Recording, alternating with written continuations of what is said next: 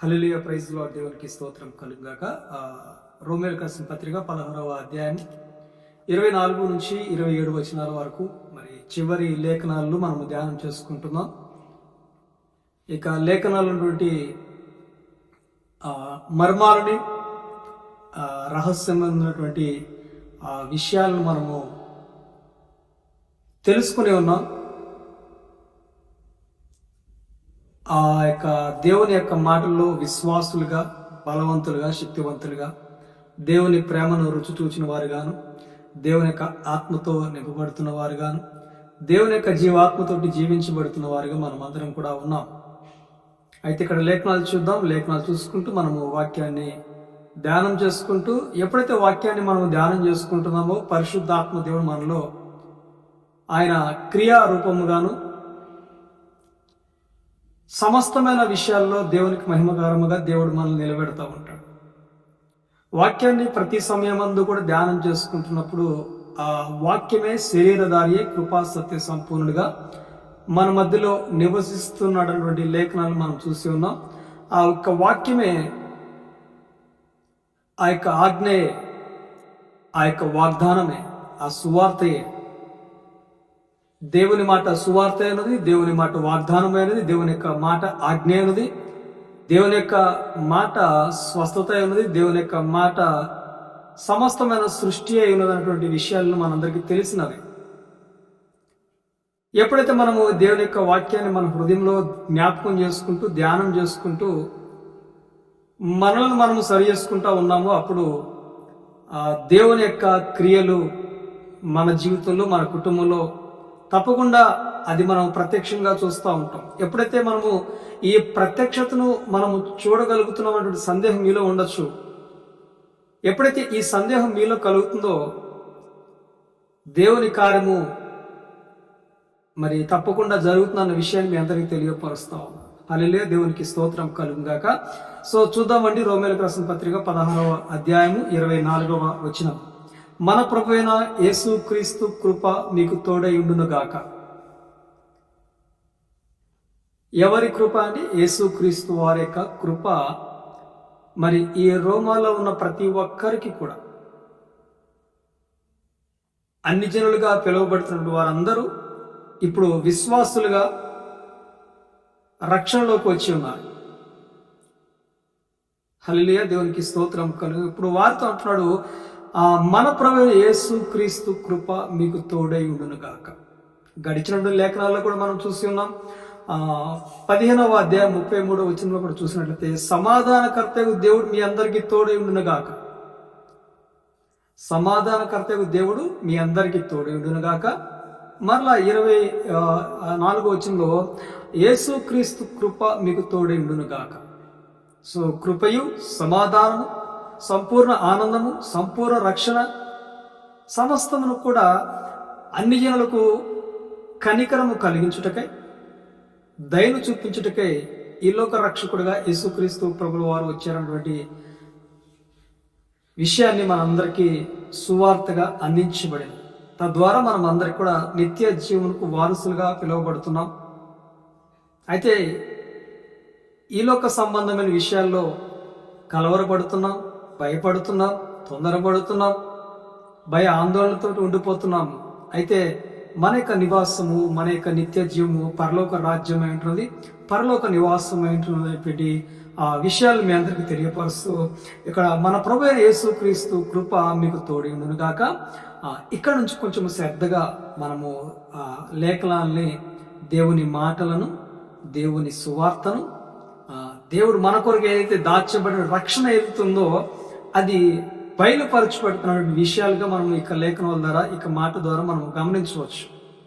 సమస్తమైన అన్ని జనులు విశ్వాసమునకు విధేయులగునట్లు. ఎవరెవరంటండి? సమస్తమైనటువంటి అన్ని జనులు. కేవలము హైందువులు మాత్రమే కాదు, ముస్లింలు మాత్రమే కాదు, బౌద్ధులు మాత్రమే కాదు, సిక్కులు మాత్రమే కాదు, ఏ మతస్థులైనటువంటి వారైనా సరే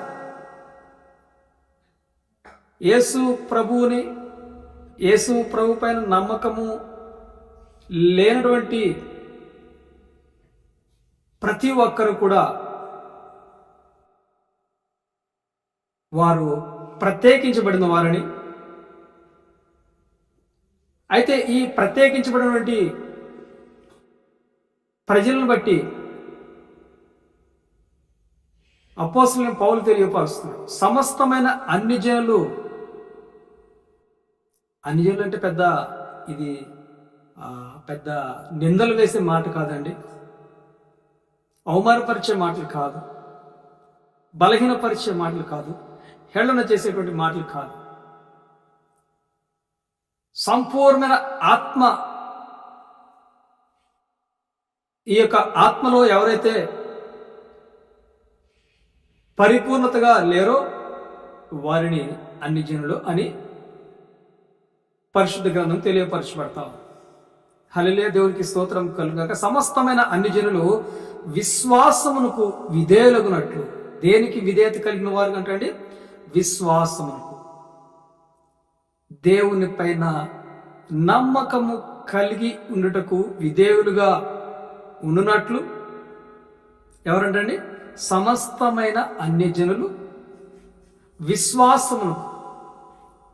దేనిపైన విశ్వాసము? నిత్య జీవమునకు కారణమైనటువంటి యేసుక్రీస్తు వారిపైన విశ్వాసమునకు విధేయులగునట్లు, అంటే దేవునికి విధేయులగునట్లుగా, ఆ పరలోకపు తండ్రి దగ్గరికి వెళ్ళటకు విధేయులగునట్లుగా అనాది నుండి రహస్యముగా ఉంచబడి ఇప్పుడు ప్రత్యక్షపరచబడిన మర్మము. సో అనాది కాలం నుండి, సో ఈ అన్ని జనులకు మరి అనాది కాలం నుంచి మరి తాతలు ముత్తాతలు వారి మరి గడిచిన తరాలు వారందరి జీవితాల నుంచి ప్రస్తుత కాలంలో ఉన్న ప్రతి ఒక్కరికి కూడా అది మర్మముగా దాచబడినది, రహస్యముగా దాచబడినది. సో వినుట వలన విశ్వాసం కలుగుతూ ఉంటుంది. ఎప్పుడైతే దేవుని యొక్క వాక్యాన్ని వింటారో దేవుని దగ్గర ప్రార్థన చేయగలరు. ఎప్పుడైతే దేవుని యొక్క వాక్యాన్ని గ్రహిస్తారో వారిలో ఉన్న మూర్ఖత్వం తొలగిపోతూ ఉంటుంది. ఎప్పుడైతే దేవుని జ్ఞానము నింపబడుతూ ఉంటుందో ఈ నాస్తికత్వం, మూర్ఖత్వము, కఠినమైన మనస్సు, వ్యసనపరమైన మనస్సులు ఇవన్నీ కూడా తొలగిపోయి సో ఇప్పుడు దేవుని యొక్క వాక్యం ఉండటం వలన విశ్వాసం కలుగుతూ ఉంటుంది. విశ్వాసము కలగటం వలన, నమ్మకము కలగటం వలన దేవునితో మాట్లాడుతూ ఉంటారు. సో ఇప్పుడు అనాది కాలం నుండి రహస్యముగా ఉంచబడి ఇప్పుడు ప్రత్యక్షపరచబడి మర్మము. ఏంటంటే ప్రత్యక్షత కనపరచబడిన మర్మం. ఏం ప్రత్యక్షత కనపరచబడింది? ఏమిటి మర్మము? ఎవరికి తెలియపరుస్తున్నారు? రోమాలో ఉన్న అన్ని జనులకు. వారికి ఇప్పుడు ఈ మర్మము, ఈ రహస్యము తెలియపరచబడుతుంది. ఏమని రహస్యం తెలియపరచబడింది అన్న విషయాన్ని కూడా మనం జ్ఞాపకం చేసుకుందాము. నిత్య దేవుని ఆజ్ఞ ప్రకారము, నిత్య దేవుని ఆజ్ఞ అంటే పరలోకపు తండ్రి యొక్క ఆజ్ఞ ప్రకారము ప్రవక్తుల లేఖనముల ద్వారా, అంటే పరలోకపు తండ్రి యొక్క ఆజ్ఞ. పరలోకపు తండ్రి యొక్క ఆజ్ఞ ఏమిటి? ప్రతి ఒక్కరు కూడా నీతిమంతులుగా ఉండాలి, పరిశుద్ధులుగా ఉండాలి, మరియు యేసుక్రీస్తు ద్వారా మాత్రమే, నా ప్రియ కుమారుడు యేసుక్రీస్తు ద్వారా మాత్రమే నా యొక్క రాజ్యంలోకి ప్రవేశించాలి. సో మీరు యేసును వెంబడించుడి, నా కుమారుడు వెంబడించుడి అని చెప్పేసి ఆ పరలోకపు తండ్రి ఆజ్ఞ కుమారుడికి ఇచ్చినట్లుగా ఈ లేఖనంలోని ఉద్దేశాన్ని మనం అందరం గ్రహించాలి. హల్లెలూయా, దేవునికి స్తోత్రం కలుగును గాక. సో ఇక్కడ నిత్య దేవుని ఆజ్ఞ ప్రకారం ప్రవక్తల లేఖనముల ద్వారా, ప్రవక్తల లేఖనములు ఎక్కడ తెలియపరచబడుతుంది? ఇదే 15వ అధ్యాయంలో చూస్తూ ఉన్నాము, మరియు యెషయా గ్రంథంలో చూస్తూ ఉన్నాము.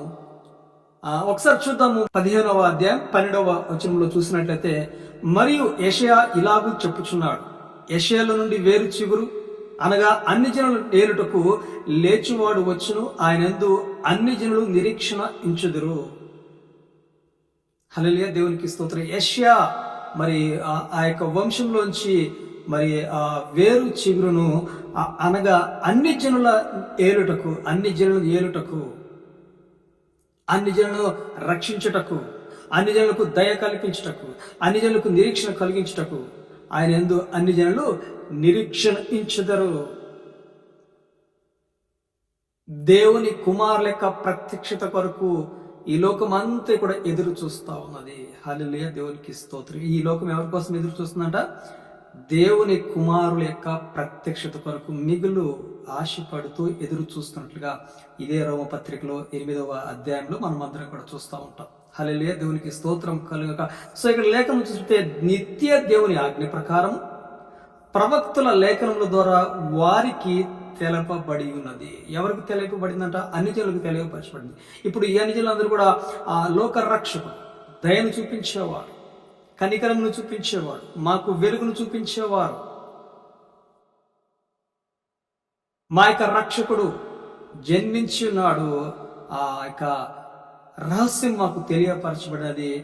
ఆయన ద్వారా, ఆయన జీవము, మార్గము, సత్యముగా తెలియపరచబడిన ఆయన ద్వారా మేము ఆ పరలోకంలోకి, నిత్యమైన ప్యారడైజ్లోకి, ఆ యొక్క దేవుని యొక్క నివాసంలోకి వెళతాము అనే విశ్వాసము కలిగినటువంటి విధముగా దేవుని యొక్క సువార్తను ప్రకటించిన అపోస్తలులు పౌలు యొక్క పరిచర్యలో మనం అందరం కూడా చూస్తున్నాం. మరలా చూద్దాం ఒకసారి. సమస్తమైన అన్ని జనులు విశ్వాసమునకు విధేయులగునట్లు అనాది నుండి రహస్యముగా ఉంచబడి ఇప్పుడు ప్రత్యక్ష పరచబడిన మర్మము నిత్య దేవుని ఆజ్ఞ ప్రకారము ప్రవక్తల లేఖనముల ద్వారా వారికి తెలపబడి ఉన్నది. సో ప్రతి లేఖనము కూడా దేవుని సువార్త, నిత్య దేవుని యొక్క ఆజ్ఞ ప్రకారముగా యేసుక్రీస్తు సువార్త, యేసుక్రీస్తు ఏదైతే ఆ పరలోకపు తండ్రి యొక్క ఆజ్ఞను సువార్తగా ప్రకటించుకుంటూ నిత్యరాజ్యంలో ప్రకటించుటకు ఏదైతే ఉందో అది ఇప్పుడు అన్ని జనులకు తెలియపరచబడినది. రహస్యం పొందినది ఏది కూడా లేదు. ఇంకా యేసుని నమ్ముకుంటే రక్షణ పొందుకుంటావు, యేసుని నమ్ముకుంటే, యేసుని విశ్వసిస్తే నిత్య జీవంలోకి వెళ్తామని ప్రతి మానవునికి తెలుసు. కొంతమందికి అయితే వారు సీరియస్గా తీసుకోవట్లేదు, ఆత్మానుసారంగా తీసుకోవట్లేదు. కొంతమంది హేళనగా తీసుకుంటున్నారు, కొంతమంది అపహాస్యంగా చూసుకుంటున్నారు, కొంతమంది మరి చాలా సింపుల్గా తీసుకుంటున్నారు. మరి వారి యొక్క మరి అనాథ కాలం నుంచి, వారి వంశాల నుంచి, వారి యొక్క స్థితిగతులను బట్టి, వారికి ఉన్న ధనం కావచ్చు, మరి వారికి ఉన్నటువంటి సమస్తమైన విషయం బట్టి కావచ్చు, ఆ దేవుని యొక్క మర్మమును గ్రహించలేనటువంటి హృదయాలుగా ఉన్నాయన్న విషయాన్ని జ్ఞాపకం చేసుకోవాలి. ఈరోజు వాక్యం ఏంటంటే నీవు నేను మనమందరం అయితే ఆయన యొక్క మరి రక్షణ పొందుకున్నటకు మనమందరం కూడా నిరీక్షణగా దేవుని యొక్క సన్నిధిలో విశ్వాసము, విధేయత కలిగిన వారిగా సాగిపోతున్నాం. వాక్యాన్ని మాత్రమే మనము గమనించాలి. విమర్శలకు మనము దగ్గరగా వెళ్ళకూడదు. విమర్శించే వారిపైన, తీర్పు తీర్చే వారిపైన, గొడవలు జరిగేటువంటి విషయాల్లో మనం ఎటువంటి విషయాల్లో కూడా మన యొక్క దృష్టి, గురి పెట్టుకోకూడదు. కానీ మనము వాక్యానుసారంగా దేవుని యొక్క రక్షణ మనకు కలిగి ఉండటము ధన్యత. దేవుని యొక్క వెలుగు మన జీవితంలో ప్రకాశించడం ధన్యత. హల్లెలూయా, దేవునికి స్తోత్రం కలుగుగా. సో ఇప్పుడు ఆ మర్మము మన జీవితంలోంచి బయలుపరచబడింది, మనకు రక్షణ కలిగినది. లేఖనముల ద్వారా, దేవుని యొక్క వాక్యము ద్వారా మనకి మరి తెలపబడినది. ఈ మర్మము అనుసరించిన, ఈ సువార్తను అనుసరించిన నా సువార్త ప్రకారముగాను, ఈ మర్మమును అనుసరించిన, ఇప్పుడు అందరినీ కూడా అపోస్తలుని పౌలు ఇంక్లూడ్ చేస్తా ఉన్నాడు. ఇక్కడ అన్ని జనులు ఇంక్లూడ్ చేస్తున్నాడు. అన్ని జనులు వారికి కలిగిన విశ్వాసం బట్టి, అపోస్తలుని పౌలు తెలియపరచబడుతున్న సువార్తను బట్టి, దేవాదేవుడు ఇచ్చిన ఆజ్ఞను బట్టి, దేవాదేవుని యొక్క ఆజ్ఞను మరి చాలా పర్ఫెక్ట్గా కొనసాగించి దేవుని దగ్గరికి వెళ్ళిన యేసుక్రీస్తు వారి యొక్క కృపను బట్టి, మరలా మరి ఆయన యొక్క శక్తిని బట్టి, ఆయన యొక్క సమాధానం బట్టి, ఆయన యొక్క మరి ఆ బలమును బట్టి, జ్ఞానం బట్టి కూడా మాట్లాడుతున్నాడు అన్న విషయాన్ని మనం జ్ఞాపకం చేసుకుంటూ, నా సువార్త ప్రకారముగాను యేసుక్రీస్తును గూర్చిన ప్రకటన ప్రకారముగాను, ఎవరు గూర్చిన ప్రకారం? యేసుక్రీస్తు ప్రకటన, యేసుక్రీస్తు ప్రకటన చేస్తా ఉన్నారు. కొండ మీద ప్రసంగం మత్తయి సువార్త 5, 6, 7 అధ్యాయాలు మనం అందరం కూడా చూస్తున్నాం. అనేక మార్లు తెలియపరిచున్నారు. ప్రతి దినము కూడా 5, 6, 7 అధ్యాయాలు మీరు చదవాలి, ధ్యానం చేసుకోవాలని చెప్పి మీ అందరికీ మరొకసారి తెలియపరుస్తూ, ఆ కొండ మీద ప్రసంగంలో అక్కడ అనేకమైన విషయాలు తెలియపరచడం చూస్తున్నాము. ఆ సువార్తను ప్రకటన గురించి, ఆ సువార్త ప్రకటన ప్రకారముగాను మిమ్మల్ని స్థిరపరచుటకు శక్తిమంతుడును. సో ఆ సువార్త విషయంలో ఈ 4 సువార్తలలో కూడా, ఈ 4 సువార్తల ద్వారా మీరు స్థిరపడతారు. ఎక్కడ? నిత్యమైనటువంటి పరలోకపు దేవుని యొక్క నివాసంలో స్థిరపరచబడతారు. సో మిమ్మల్ని స్థిరపరచుటకు శక్తిమంతుడును, అద్వితీయ జ్ఞానవంతుడు నాయన, అంటే ఏకైక జ్ఞానవంతుడు నీ దేవుడు, మీ దేవుడు, మన దేవుడు. హల్లెలూయా, దేవునికి స్తోత్రం కలుగాక. శక్తిమంతుడు మన దేవుడు, బలవంతుడు, శక్తివంతుడు, యూదా గోత్రపు సింహము. ఈ లోకంలో చూస్తే ఆ యూదా గోత్రానికే శక్తివంతుడు ఉన్న దేవాదేవుడు ఈ రోజున ఇక సమయంలో నీతో పాటు ఉన్నాడు. పరిశుద్ధాత్మ దేవుడుగా ఉన్నాడు. ఆ రహస్యమైనటువంటి మర్మమును, రక్షణ లేని జీవితాలకు రక్షణ దేవుడు కలిగింపచేసి ఉన్నాడు. ఆ శక్తివంతుడు, ఆ జ్ఞానవంతుడు, ఆ జ్ఞానంకు నివాసముగా ఏర్పాటు చేసినటువంటి మన జీవితాలకు దేవుని మాటే మనకు జ్ఞానమై ఉంటుంది. దేవుడే మనకు జ్ఞానముగా శక్తిని, వివేచనను మనకు అనుగ్రహిస్తూ ఆయన యొక్క మాటలలో మనల్ని, ఆయన యొక్క హృదయంలో, ఆయన యొక్క నివాసంలో మనల్ని కూడా నిలబెడుతున్న విషయాన్ని మీ అందరికీ తెలియపరుస్తూ, మిమ్మును స్థిరపరచుటకు శక్తిమంతుడును అద్వితీయ జ్ఞానవంతుడైన దేవునికి క్రీస్తు, యేసు క్రీస్తు ద్వారా నిరంతరము మహిమ కలుగును గాక. ఆమేన్. ఎవరికి నిరంతరము మహిమ కలుగుతుందనే వాక్యం సెలవిస్తుంది. యేసు క్రీస్తు వారి యొక్క నామమునకు మహిమ కలుగుతా ఉంది. మీరు స్థిరపరచబడటం వల్ల, రహస్యమైనటువంటి ఆ అజ్ఞానము జ్ఞానముగా తెలుసుకునటం వలన, ఆ జ్ఞానము ద్వారా, అంటే దేవుని యొక్క వాక్యం ద్వారా స్థిరపరచబడటం వలన దేవుని యొక్క నామము మహింపరచబడతా ఉంటుంది. మరియు దేవుని యొక్క వాక్యమునకు, దేవుని మాటకు విధేయత కనపరచబడుతున్నప్పుడు దేవుని యొక్క నామము మహింపరచబడతా ఉంటాడు. మరి దేవుడు ఏం మాట్లాడుతున్నాడు మీద కూడా, ఆయనకు కృప మీకు తోడుగా ఉండును గాక, ఆయనకు సమాధానం మీకు తోడుగా ఉండును గాక. మర్మమైనది తెలియపరచబడి ఉన్నది. యెషయాలోంచి చిగురిస్తుంది. అది అన్ని జనులకు వెలుగు కనపరచుటకై, దయను చూపించుటకై, రక్షణ కలిగించుటకై ఆయన చిగురిస్తాడని వాక్యం సెలవిస్తున్నట్లుగా మనమందరం కూడా చూస్తున్నాం. అయితే ఈ రాత్రికాల సమయంలో మనమందరం కూడా ఆ మర్మము తెలియపరచబడి, ఇప్పుడు మనము ఈ లోకంలో జీవించిన కాలం అంతా కూడా విధేయత కనపరిచినప్పుడల్లా దేవుని యొక్క నామము మహింపరచబడతా ఉంటాం. ఎప్పుడైతే విధేయత కనపరచకుండా మనలో ఈ లోక సంబంధమైన గర్వము, కోపము, అహము కలిగి ఉండదో, దేవుని యొక్క నామమును మహిమపరచకుండా మనము ఆటంకముగా ఉన్నాము అని గ్రహించేవారుగా మీరందరూ కూడా ఉంటూ, ఆ అహము, ఆ గర్వము, ఆ కోపము, ఆ చిరాకు, ఇవన్నీ కూడా తొలగించుకుని మనము దేవుని మాటకు, మనకు రక్షణ కలిగిన సువార్త అందించుకున్నది అన్ని జనులుగా ఉన్నప్పుడు కూడా, పాపిగా ఉన్నప్పుడు కూడా, సున్నతి లేనప్పటికి కూడా ఆయన యొక్క దయా కనికరం వలన విశ్వాసులుగా, దేవుని బిడ్డలుగా, పరిశుద్ధాత్మ శక్తితోటి ఆయన యొక్క కుమారులుగా, కుమార్తెలుగా ఆయన జీవాత్మతో జీవించబడుతున్నా అనే విషయం గ్రహించుకొని, కేవలము మంచి మాత్రమే నా జీవితంలో ఉండాలి, మంచి అయితే నాకు అది చాలా ఆనందము, ఒకవేళ గనక సరి చేసుకోవాలంటే అది నాకు సంబంధించింది కాదు, ఇంకా వేరే వారికి సంఘంలో సహవాసంలో తెలియపరచబడుతున్నటువంటి వారిగా మీరు అందరూ కూడదు. ప్రతి మాట కూడా నీ గురించి దేవుడు మాట్లాడుతూ ఉన్నాడు. ప్రతి విషయం కూడా దేవుడు నిన్ను సరి చేసుకున్నట్టు దేవుడు మాట్లాడుతున్నాడు. విధేయత కనపరచాలని, దేవుని యొక్క కృప మీకు తోడుగా ఉందని, దేవుని సమాధానం మీకు తోడుగా ఉందని, ఆ బలవంతుడు, శక్తివంతుడు, జ్ఞానవంతుడు నీ ద్వారా,